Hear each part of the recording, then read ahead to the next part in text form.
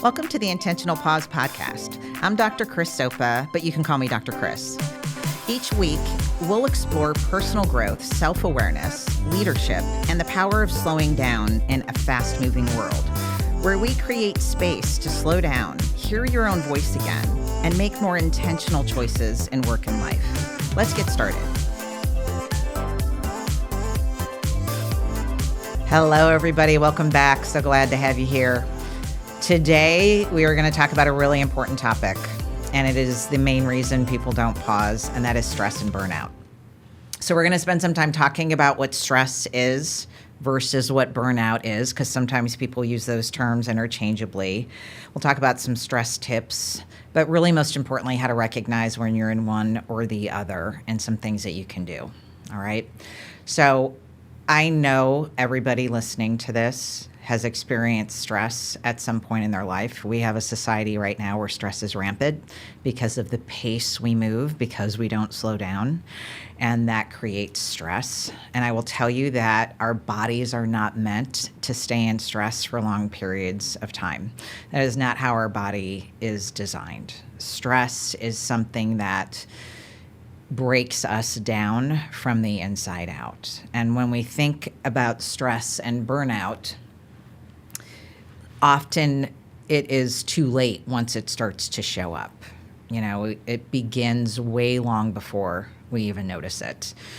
And so where you're feeling stressed and burned out is where I want you to focus as I talk today. So I want you to really think about and see what resonates with you in this discussion today, and think about, like, where am I stressed? Where am I burned out? You know, has work been really crazy? Have I just been waiting for things to slow down? Maybe you're having issues in a relationship. You know, maybe you've got that fix-it savior, you know, role model thing going where you feel like you have to be everything to everybody, and then you've been running in fifth gear all of the time. You know, fifth gear is what I call that mode that you're sometimes in, where you're just moving so fast and so stressed that you don't know how to even go ahead and slow it down. Like, how do I even get into first gear again? I don't even know how to do that. I want you to start thinking about the areas where you're stressed, just to become self-aware of it, you know, and that might sound silly because you're like, duh, Chris, obviously I know where I'm stressed, but it's not as simple as it sometimes seems. So I want to talk about really what the difference is first between stress and burnout, all right? So when you're stressed, and when you think about being stressed, stress is that feeling of being overwhelmed. You do feel in fifth gear.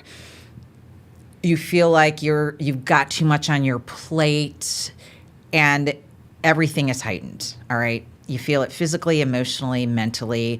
But the thing about being stressed is that being stressed is temporary. And somewhere you know that when you're stressed.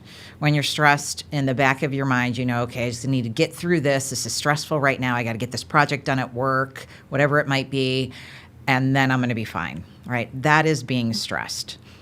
When you're burned out, it is very different. You know, there's a lot of things out there that say, oh, burnout is only, you know, work related, and I do not believe that's true. Burnout obviously happens personally as well. You talk to a stay-at-home mom for a bit, and you'll hear about burnout. Burnout is when you have been stressed over a very long period of time, and you are just completely depleted. You have nothing left at all. It's a constant state of stress. You don't care about things anymore.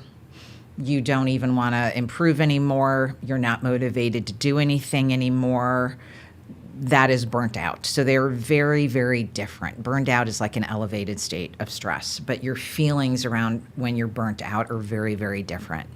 And I want to go back to why it's important and why, as humans, we are not meant to stay in a state of stress for long periods of time. So think back to caveman days, all right? And if I am a cave woman, and I am back in those days, and I am being chased by a saber-toothed tiger, right? There are certain things that actually happen in that stressful moment. My physical body responds by blood vessels dilating to get more blood going to my legs because I need to run. Different hormones are excreted. different chemicals are excreted, all to get me in that fight or flight state that I need to be in to get away from danger. That is how a stress response works. When I get away from the saber-toothed tiger, then naturally my body picks that up and says, all right, we're going to go back to your normal mode. Everything's going to go back to normal. Blood vessels, shrink again. All the hormones balance out. All those chemicals balance out, and I'm back to normal state. But here's what happens in our day-to-day because we move so fast and because we're in constant states of stress. And this is also because of how your brain works, is that we keep ourselves in this state of stress purposefully, sometimes not even realizing it, whether it's you're just going and going at work. And your body doesn't know the difference. And really more importantly, your mind doesn't know the difference. Your subconscious mind does not know the difference between what's good, bad, right or wrong, real or not. It only knows what you pay attention to. And when you say you had an argument with a significant other that was very stressful, every single time you replay that in your mind, your subconscious brain thinks it's happening again and elicits all those stress responses. And so what you think about stresses you out. What you do stresses you out. And every single time you do that over and over again, your body thinks, hey, this is happening again. We're stressed out. That is how powerful your mind is. So when you physically keep yourself in a state of stress by going without pausing and taking a break, and when you replay things in your mind, you are staying in that constant state of stress that your body was never designed to be in for that long, which is why the comment that I make all of the time is that I think stress is the main cause of illness, and that is part why. It's because of how our brains work. We are not meant to be in stress all of the time. And when you think about it, I want you to think about stress and burnout as far as energy goes. And so when you are stressed out, you still have some energy. You still can do things. You just feel stressed when you're doing them, right? You feel like you're in fifth gear moving really fast. When you get to burnout, you've got nothing. Like you are done with a capital D. It is just, there is nothing left. Energy is absolutely gone. What's the point? I don't care anymore. You might even feel numb. And so think of it as your car. Here's how I want you to think of it. Stressed is when you're driving with the gas pedal pressed all the way down, right? Just moving super fast. Burned out is you're out of fuel entirely. That is the biggest difference between the two, okay? And so I want to talk a little bit about both of them, stress and burnout. And I want to start by talking about one of the things I've found in my research. So when I was getting my master's degree, my thesis was on stress, specifically stress in the workplace. And one of the things I found was that high achievers, so my overachievers and high achievers out there, I coach most of you, I've seen most of you, you know who you are. They are, I think, especially vulnerable to stress and to burnout. And here's why. They have an innate drive to do more and be more. All right. It is like born into their bodies. They usually have extremely ambitious goals, and they go from goal to goal to goal to goal. And one goal, is going, and they start something else because achieving is really important to them.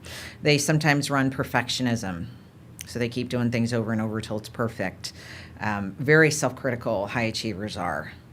They identify with their achievements most of the time. Their role is sometimes their work, but they get their sense of worth and their confidence by the number of achievements they have. That's just high achievers are usually very attached to results. That's a big thing for them. And then they often get rewarded, especially at work. Those, who work in environments in corporate, this, that you get rewarded for overextending, for that overtime, for working from home, being available 24/7. All of that really is what I found in the research that I have done, where high achievers are really most vulnerable. It doesn't mean obviously other people get stressed too, but if you are a high achiever listening to this, I want you to just take note of that, because stress happens over a period of time. It builds and builds and builds, and then we finally know it when it hits us physically, all right? And you hold stress in your body. and we all hold it in different places of our body. When I do these workshops with corporations, one of the things I usually ask the audience is, where do you feel stress? Where do you hold it? Like where I hold it is I feel it first here, up in my traps, like in my shoulders. I start to feel tight and heavy. I start to scrunch my shoulders up to my neck. And that is my clue that, okay, this is stressing me out. I need a break. I need to take a pause for a second. I need to manage this stress a little bit. Okay. Where is it for you? Where do you hold stress? Do you get headaches? Does it happen in your stomach? Does your stomach start to hurt? You know, I've heard people say their face gets red, they get flushed, they break out in a sweat, their leg starts to twitch. I don't know, what is it for you? Because I know you have a sign. And know the sign. You know, where does it show up in your physical body? Because we hold emotions and we hold all of that in our physical body. And you need to know your body well enough to know where the stress is. And so if you listen to my first episode of this podcast where I talked about my illness and my pause moment when I had ulcerative colitis, you know, if you would have touched my traps and my shoulders at that point, it would have been like a brick. But then it ended up manifesting in my gut and in my stomach. And that was like a huge sign for me. And so I pay attention to those things now. I know my body so well now. I know the difference between headaches. I know if I have a headache that is, I need more sleep, I'm hungry, I need more water. That is how well I know my body. And that is because I spent time doing that because I was so stressed I got so sick. So I want you to take the time to get to know yourself a little bit and know, where do I hold my stress? When you're experiencing burnout, it's a little bit different, all right? Burnout, you will notice things like chronic exhaustion. And I know this is going to sound familiar to a lot of you. Lack of motivation to really do anything, you know, almost depressive symptoms. You feel probably cynical and detached. You can't concentrate, having a hard time concentrating on things. You feel emotionally numb. Like if someone asks you how you feel, you can't even answer that question, and you just lose interest in the things you used to enjoy before. When it starts to get to that point, folks, I want you to stop. And this is where you really need the pause. You need to talk to somebody, you need to get some professional help if you cannot get out of it, because when you're in burnout, there is a very high chance and high risk that it slips into depression because it's been going on and building for so long. So I really, really want you to listen and take care of yourself if you've noticed any of those symptoms, because there's warning signs as well. You know, when you feel exhausted and even rest doesn't help. Like you could sleep all day long and all night and you still wake up tired. You know, that's a sign that we are in burnout here. Irritability, increased irritability and impatience with family, with people you care about when you normally aren't like that. That's a sign. Difficulty concentrating and making decisions more so than you normally are. And so like me in menopause, yes, that is a thing. But if I notice it gets worse, then I know, okay, something's up here. So pay attention to that as well. The loss of motivation to do things you enjoyed, whether it be exercising, you know, going to that yoga class, hanging out with your friends, doing stuff with your kids, all of those things you need to pay attention to. And then any cynicism or even emotional detachment to things. I want you to parent yourself. And when I say parent yourself, this is what I mean. So let's use the example of you having a headache. If you get a headache right now, which I hope you don't, but if you do, you get a headache right now, what is the first thing that you do? And the first thing usually people do is they go to the medicine cabinet and they, you know, grab some acetaminophen, some ibuprofen, and they pop a pill in their mouth. Why? Because our society teaches us you got to push through it, right? And I've had people and clients say that to me, like, you know, I haven't been feeling good today, but I'm pushing through it, almost like it's a badge of honor. But that is what we're trained to do. And that's what we're taught to do is like, hey, you got to keep going. And so I'm going to take a pill if I have a headache. But now let me parent it for you.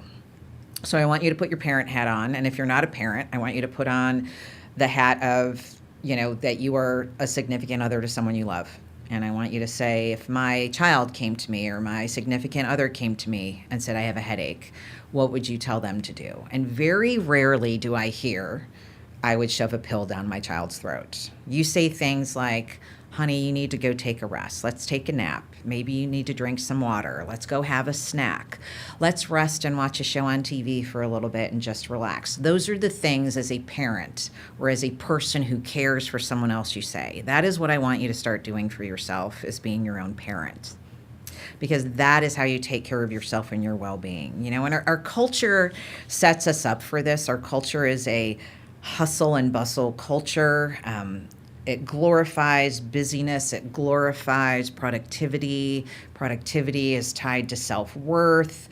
There is this pressure of being available 24/7, which I know I talk to so many people in corporate who feel that they need to be on their emails all the time. They have to answer emails right away. My God, we even get a text message. We feel like we have to answer it right away. It's this weird program that runs in the back of our mind, you know, and then we have social media that does not help. You know, social media is great for many things, but it can be addicting. And there's things on social media that actually stress you out. You know, there's so much stuff on weight loss and body image.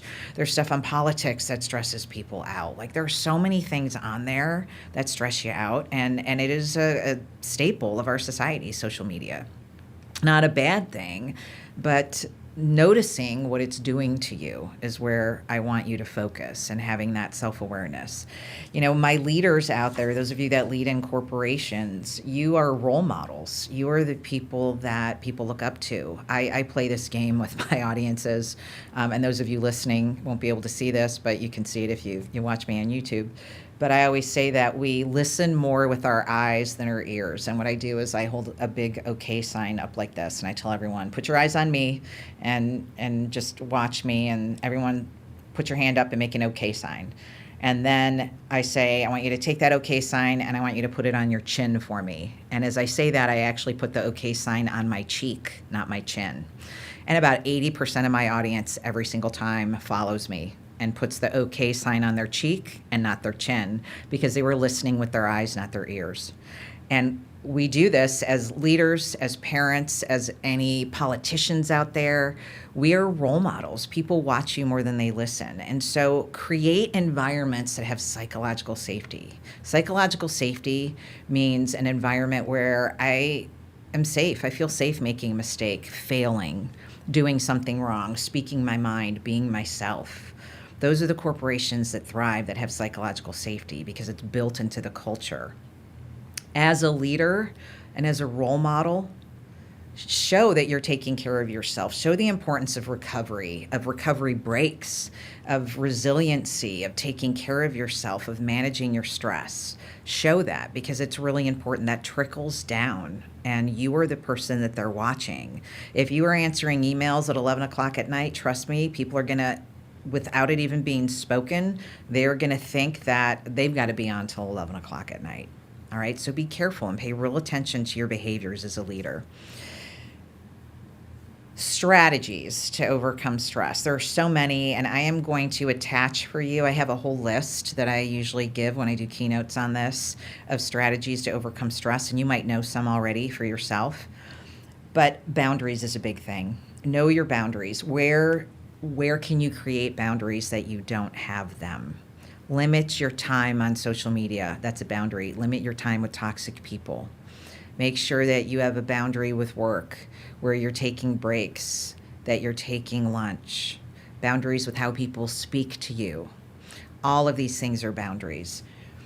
Rituals, recovery rituals that work for you. Breaks during the day. Maybe you have your coffee in the morning. I have my coffee in the morning and I don't do anything else. I might turn the news on, but I don't do anything but enjoy my coffee. Every once in a while I'm doing my coffee, I might journal a little bit, but I make sure I'm taking that time for me. I'm doing that for me. Sleep. I cannot stress more the importance of sleep. Make sure you're getting sleep. Naps are okay. I am such a fan of naps.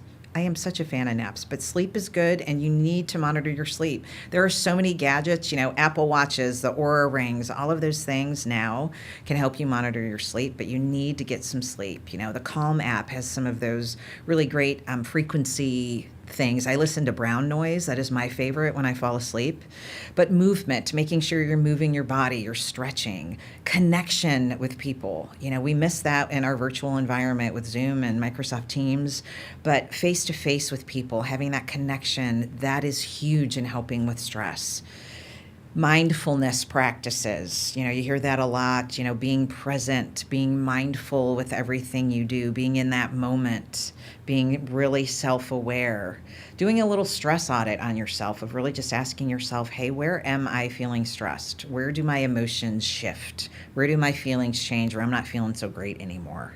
In what parts of my life, and this is where pausing comes in, which is the whole point of us doing this podcast, is making sure that you're just taking the time to pause. And I want you to think about these questions that I'm going to pose for you. And you can take some of these and make them your reflection for a pause with purpose moment if you want. But what areas of your life are you operating on autopilot? What would happen if you gave yourself permission to pause and just to take a break for a second from everything? What is one commitment that you maybe need to renegotiate that is causing you a lot of stress? Maybe you're volunteering, at your kid's school. Maybe it's something at church. Maybe it's something at work that, isn't as important to you anymore. You're not as connected with anymore. It's just adding one more thing. One of the big things I learned when I had colitis is, and I come back to this a lot, is when I start to feel stressed, I go back to my plate, and I actually think of it as a dinner plate. And I'm like, what's on my plate right now? And I sometimes look at all of the things, like back then, I had so many things on my plate. I was a mom, I was a wife, I was getting my master's degree, I was working, I was traveling, taking care of parents, like so many things on my plate. And now when I feel stressed, I go back to my plate, and I go, okay, something's got to come off. Like, what is coming off? And you sometimes have to do that. You have to take something off your plate. And then, what does enough look like for you right now? Like, what is enough? What is your limit to what you can handle? All right. Ask yourself those questions. And I want you to really just take time to think about where you're stressed, how you manage stress, what has worked for you in the past when you've been stressed, and start to incorporate some things that you can do, one little thing. And that's our pause with purpose moment, So every week we do this, we talk about a quote, and it's action. I'm all about action. Knowledge is not power, applied knowledge is power. And so what I want you to do for this week is, before your day begins, or you can do it at the end of a day, especially if it's been a stressful day, I want you to ask yourself, what is one sign that your mind or body has given you that has told you that you're stressed today? Where do you feel it in your body? Have you noticed it? Has someone else said something to you? Notice one thing about the day where maybe you were a little bit more stressed, and then pick one thing you can do about it. Deep breathing. Being in nature is an immediate stress reliever. Reading a book, really doing something you enjoy. Joy helps diminish stress. That is something that is a good go-to. What brings you joy? It just could be a cup of coffee. Hey, it could be a glass of wine, man. I go to my glass of wine. So it could be a glass of wine. It could be whatever you want. Don't overdo the wine now, but something that brings you joy. All right, do that, and pick one thing that you can incorporate this week in one area of your life where you're like, wow, I really have to do something here. And as Joe White said in our last episode, I need to manage my state here. Quote I want to leave you with today. All right. You have all heard, I'm going to give you two today. It's a whopper day, two of them. So you've all heard, stressed is desserts spelled backwards. I love that one. I got that for my younger daughter. She actually has it on a plaque in her kitchen. But here is the quote I want to leave you with as well. The goal isn't to live a life where you never experience stress. The goal is to build a life where you recognize when it's time to pause before stress becomes burnout. That is what I want to leave you with today. So until next time, I thank you so much for listening, but remember to slow down, make time to pause, and I'll see you next time. Thanks so much for joining me for this episode of The Intentional Pause. My hope is that something you heard today really encourages you and helps you slow down, reflect, and make space for what matters most. If you enjoyed this conversation, which I know I did, be sure to subscribe, leave a review, and share this with somebody who could use an intentional pause in their life or who could relate to the story. If you have a story you want to share or a question, please leave a comment. And if you want to talk to me about leadership development programs for your organization, some executive coaching maybe, or a keynote for an event, my contact info is in the show notes. I'm your host, Dr. Chris Sopa, and until next time, take care of yourself, trust the process, and remember, slowing down is not a weakness, it's where the power lies.